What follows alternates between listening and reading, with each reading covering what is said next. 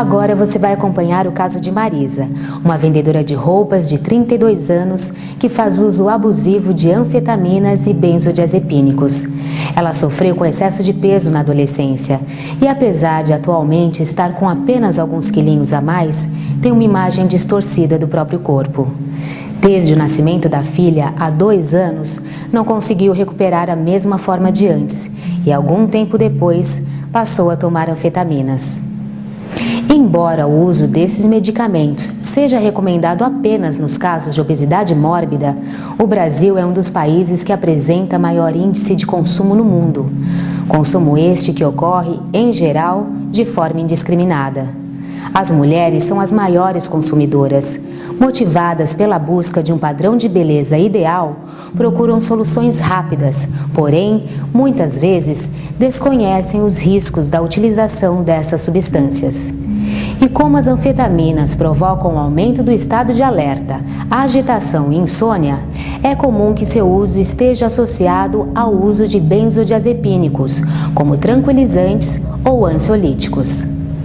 Neste caso, a profissional de saúde utilizará o ASSIST, sigla em inglês que em português quer dizer Teste de Triagem para o Envolvimento com Álcool, Tabaco e Outras Substâncias.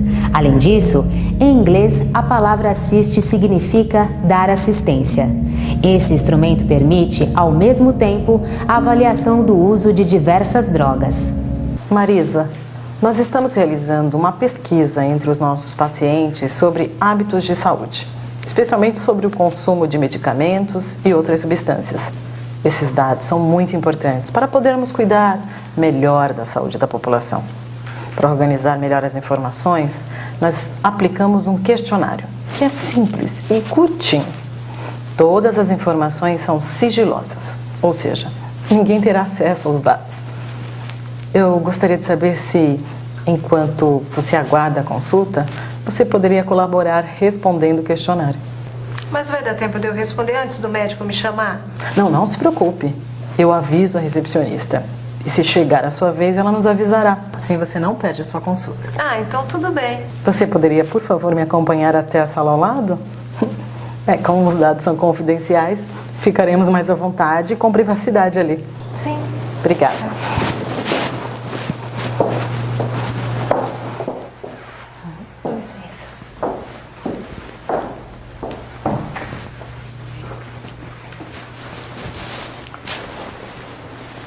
Seu nome é Marisa, né? Isso. Primeiramente, eu preciso saber a sua idade. Tem 32 anos. Bom, Marisa, para que possamos avaliar bem nossos pacientes, é importante sabermos o que você usa, incluindo medicamentos, cigarros, bebidas alcoólicas e outras substâncias que agem no cérebro. Este questionário que eu vou aplicar foi desenvolvido pela Organização Mundial de Saúde. E como ele disse, tudo que dissermos aqui será sigiloso. Nós vamos usar este cartão, onde há uma lista de possíveis respostas às perguntas que eu farei, para que você escolha a resposta que melhor se aplique no seu caso. Neste cartão, temos uma lista de medicamentos e substâncias. Me mostre quais você já usou alguma vez na vida. Tabaco, por exemplo. Você fuma ou já fumou? Não. Você já consumiu bebidas alcoólicas? Sim.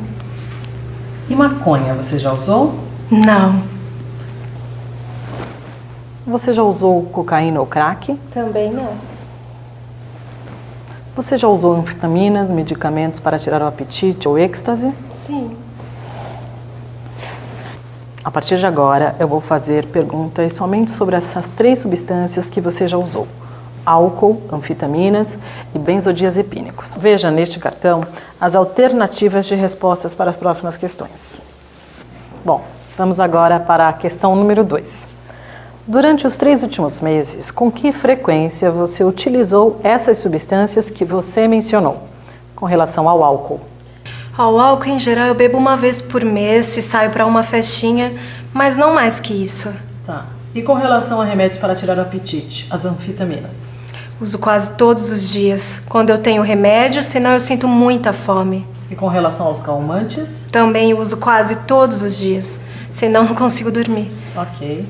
Durante os 3 últimos meses, Com que frequência você teve um forte desejo ou urgência em consumir álcool? Com álcool nunca aconteceu. Ok. E em consumir remédios para tirar o apetite?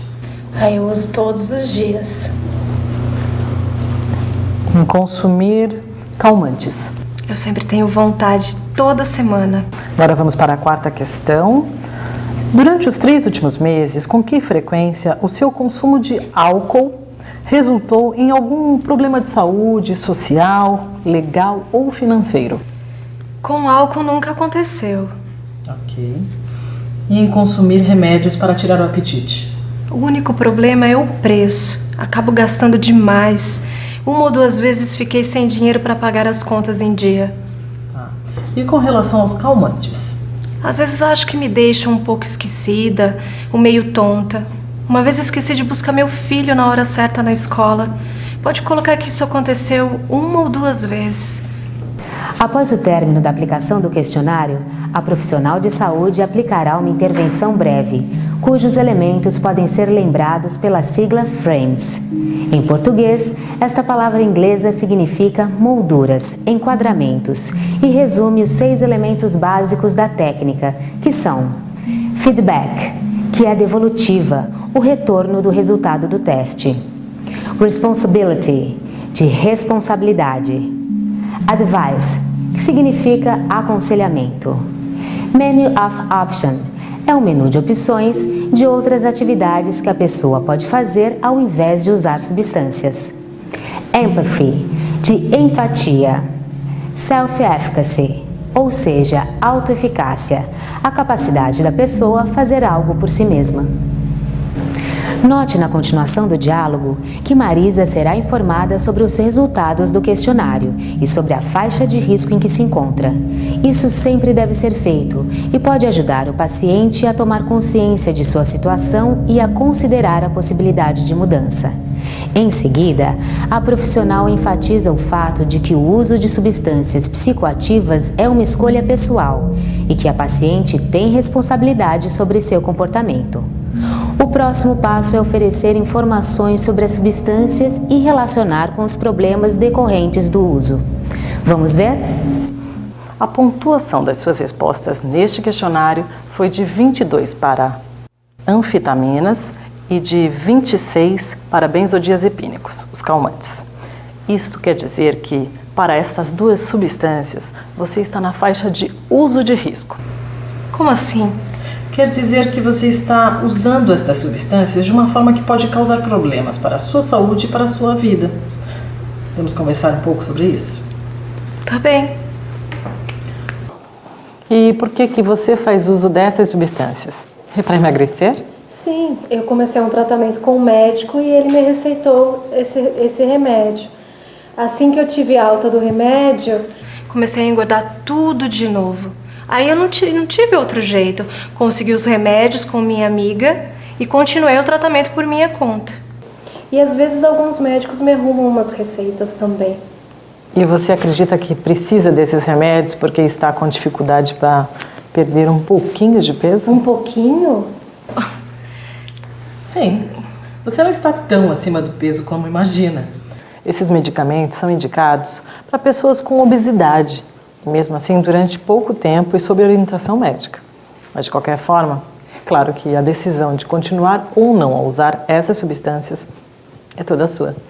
Mas se eu não usar, você não faz ideia. Eu engordo só de pensar em comida. Quanto mais num docinho. Mesmo assim. Olha, eu gostaria de propor que agora, que você sabe que está fazendo um uso nocivo delas, pensasse na possibilidade de parar de usá-las. Se você quiser, podemos falar um pouco mais sobre o assunto e sobre como pode perder peso sem usar estas substâncias. Tudo bem, mas eu acho que parar completamente de usar é um exagero, né? Mesmo você achando que está acima do peso, é importante saber que o uso de anfetaminas não é inofensivo como se pensa e não deve ser feito sem acompanhamento médico. Com o uso frequente destas substâncias, as doses exigidas para fazer o mesmo efeito são cada vez maiores. Isto se chama tolerância. Além disso, quando param de usar o medicamento, as pessoas em geral recuperam o peso anterior com maior facilidade. Pensando bem é verdade. É só parar que eu engordo. E as anfetaminas também aumentam a ansiedade, a agitação, provocam insônia, taquicardia e aumento da pressão. Como você mesma disse, você fica mais irritada e já sentiu o coração acelerado algumas vezes após ter usado. Já os benzodiazepínicos, ou calmantes, são indicados para redução da ansiedade, indução do sono e relaxamento muscular. Outro dia eu perdi a hora de levar meu filho na escola porque eu acho que eu exagerei na dose. Passei o dia com um sono horrível. Você costuma ir dirigindo? Costumo sim. Esse é outro risco que você está correndo. O uso de calmantes pode provocar alterações de memória e prejuízo das funções psicomotoras. Às vezes eu fico meio cansada, meio sonolenta, mas depois meio tonta assim, mas depois passa. Esse é um risco não só para você, mas também para o seu filho e outras pessoas, porque o consumo desses calmantes interfere em sua habilidade de dirigir um automóvel, por exemplo. Meu marido fica preocupado e diz que eu sou 8 ou 80.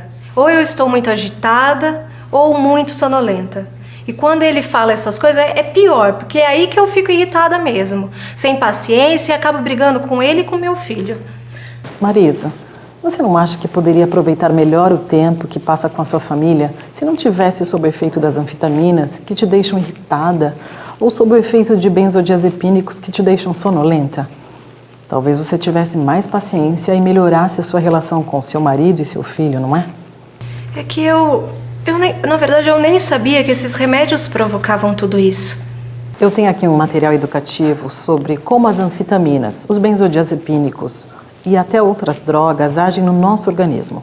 Os folhetos também dão algumas dicas sobre como reduzir ou interromper o uso dessas substâncias. Você gostaria de levar para casa para ler? Tá, vou levar. Aqui está. Agora, a profissional de saúde vai explorar, junto com Marisa, as possibilidades de mudança. São sugestões que podem motivar a pessoa e oferecer-lhe uma nova perspectiva. Nessa interação, o tom deve ser de empatia e não de confronto ou julgamento. É importante demonstrar compreensão, pois afinal todos sabem que não é fácil mudar.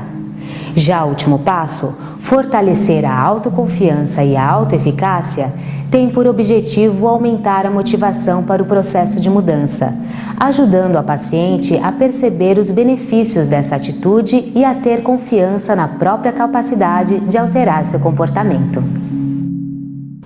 Sabe, Marisa, a pressão social para que as mulheres sejam magras é grande. E eu sei que você quer emagrecer. Mas você já pensou em conseguir isto de outra forma?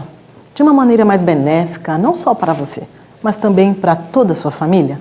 Sim, eu já pensei várias vezes. Mas aí eu penso no meu peso e desisto. É difícil passar fome e vontade de comer. E se você mudasse seu tipo de alimentação, reduzindo as calorias? Provavelmente seu marido também se beneficiaria e seu filho teria um bom exemplo de alimentação equilibrada. Pode ser. Você também poderia fazer mais atividades físicas. Podem ser caminhadas no bairro mesmo, no parque. Quem sabe assim, nos finais de semana, você se sinta mais disposta a ir passear com a família, por exemplo. Quando eu era solteira, eu costumava fazer exercícios. E por que parou? Talvez fosse uma boa ideia retomar esse tipo de atividade. Você poderia recuperar a forma desejada, sem correr o risco de engordar outra vez e sem os efeitos prejudiciais do uso desses remédios. Você não tem uma amiga com quem possa fazer atividades físicas ou caminhar? Até tenho, minha vizinha Glória. Ela até estava reclamando da falta de companhia para caminhar.